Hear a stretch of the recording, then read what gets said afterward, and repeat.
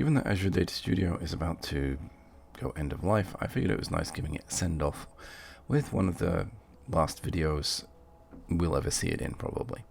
So here I'm doing a query, and there's two types of query on the same exact content. So we're going to get exactly the same output. And the first one I want to run and show you that we have an index seek, which is on the clustered index, and we have another clustered index seek, and we have another clustered index seek, which is fair.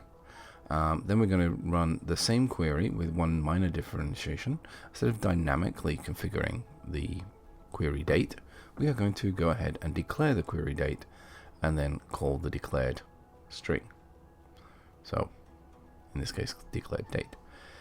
So we'll go ahead, we get exactly the same output. There's no major differences here, but you will see that there are slight value changes between the clustered index seeks. So if we run these two queries together so that we can see the output of both, we can see kind of the calculated differences that SQL generates in terms of how they perform comparatively to one another. So the first query here is 67, and the other one down here is making up the rest of the results with the 32. Now, here's the question. This is the baseline. This is the part before we start doing improvements. So watch what happens. Because at this point, you might say, well, it's not really a fair comparison. They're not hitting any indexes and stuff. So if we throw indexes, maybe we'll get a different result. So I'm going to go ahead and create the indexes optimized for this query. And let's see how that looks.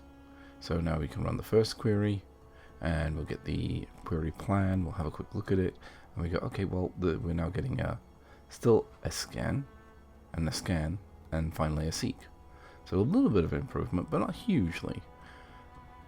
Now, when we do the second query, which again, the only difference is between the declare statement and the dynamic part of the query, and now we have a seek, a scan, and a seek.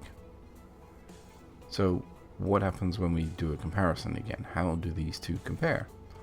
Well, honestly, now we have an even bigger difference.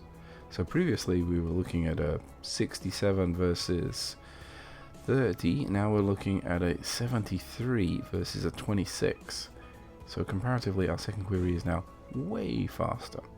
And what's the difference? Simply declaring the date.